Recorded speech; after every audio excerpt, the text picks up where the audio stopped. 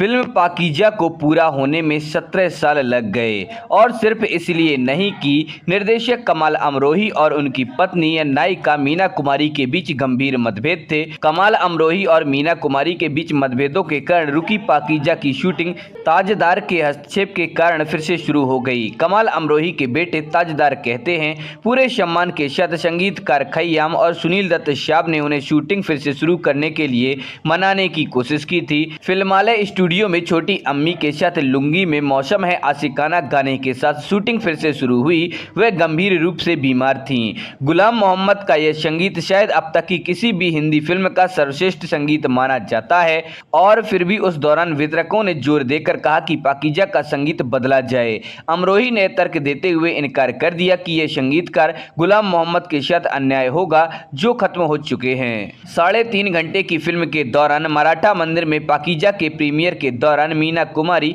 अमरोही का हाथ इतनी जोर से पकड़कर बैठी रहीं कि उनके नाखून अमरोही की त्वचा में धंस गए। पाकीज़ा की रिलीज के तुरंत बाद मीना कुमारी की मृत्यु हो गई। यह व्यापक रूप से माना जाता है कि पाकीज़ा बन गई एक हिट क्योंकि मीना कुमारी का निधन हो गया। यह झूठ है। पाकीज़ा 4 फरवरी 1972 को रिलीज हुई थी, जबकि मीना कुमारी की मृत्यु 31 मार्च 1972 को हुई थी। मीना कुमारी बहुत ज्यादा नृत्यांगना नहीं थी।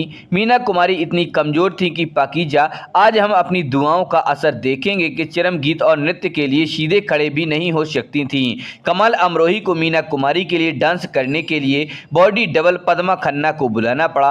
पाकीज़ा के अमर गीत गाने वाली लता जी बताती हैं कि पाकीज़ा में उनके गीतों का एक पूरा एल्बम है जो कभी फिल्मों में नहीं आया। पाकीज़ा के लिए गुलाम मोहम्मद की रचनाओं का एक एल्बम है जो फिल्म में दिखाया गया था और गानों का एक और एल्बम है जो फिल्म में शामिल नहीं था। पाकीज़ा के अप्रयुक्त गाने भी बहुत खूबसूरत थे, लेकिन वे लोकप्रिय नहीं हो सके क्योंकि वे फिल्म में नहीं थे। लता जी ने आगे कहा, मेरी आवाज़ उनसे बिल्कुल मेल नहीं खाती थी। क्या कलाकार हैं और कितना अच्छा इंसान हैं। पाकीज़ा के निर्माण के दौरान कमाल अमरोही, जो मुझे बेटी की तरह मानते थे, उन्होंने मुझे गाने की रिहर्सल के लिए घर बुलाया। मीना कुमारी पाकीज़ा में मेरे गानों के लिए अपने स्टेप्स की प्रैक्टिस कर रही थी।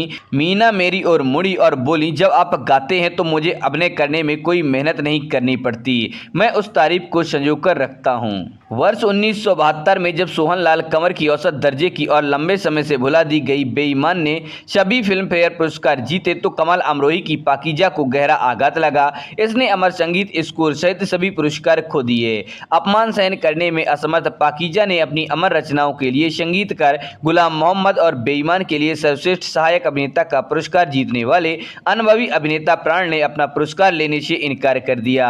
इस धारणा के विपरीत मीना कुमारी की विदाई फिल्म पाकीज़ा नहीं बल्कि श्रावण कुमार टॉक की गोमती के किनारे थी, जिसमें उन्होंने एक बार फिर तवायब की भूमिका निभाई थी। उन्होंने नवोदित निर्देशक पर उपकार करने के लिए अपने गिरते स्वास्थ्य के बावजूद फिल्म की शूटिंग की। विडंबना यह है कि इस फिल्म में मीना जी ने मजरूर सुल्तानपुरी के अमर गीत गाए जो उन लोगों द्वारा उनके शोषण को दर्शाते हैं जिन पर उन्होंने भरोसा किया और प्यार किया। पाकीज़ा को ब्लैक एंड व्हाइट और सिनेमा स्कोप दोनों में शूट किया गया था। इस फिल्म को रिलीज होने में इतना लंबे समय लगने का दूसरा कारण यह था कि पहले इसे ब्लैक एंड व्हाइट में शूट किया गया था और फिर इसे सिनेमा स्कोप में शूट किया गया था। अमरोही ने मीना कुमारी के लिए पाकीज़ा बनाई। जिस तरह शाहजहां ने अपनी पत्नी के लिए ताजमहल बनवाया, उसी तरह कमाल अमरोही ने अपनी पत्नी के पेशेवर करियर को बढ़ावा देने के लिए पाकीज़ा का निर्माण किया।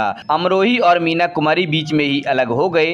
अमरोही ने अपनी पत्नी के लिए पाकीज़ा का निर्माण किया, लेकिन फिल्म की शूटिंग के बीच में इस जोड़े के बीच कुछ गड़बड़ हो गई और उन्हें अलग होने के लिए मजबूर होना पड़ा। इस फिल्म ने तकनीकी काम के लिए सिर्फ एक फिल्म फेयर पुरस्कार जीता। एकमात्र कला निर्देशक एन.बी. कुलकर्णी को पाकीज़ा के भव्य और प्रभावशाली सेट के लिए फिल्म फेयर द्वारा तकनीकी पुरस्कार से सम्मानित किया गया था। तो दोस्तों, आप लोगों को वीडियो कैसा लगा? पसंद आए उसे लाइक करें और अपने दोस्तों के साथ शेयर करें। हमारे चैनल पर पहली बार आए हैं तो हमारे चैनल फैक्ट्स क्रिएटर जी को सब्सक्राइब करें और बेल आइकन भी दबा दें।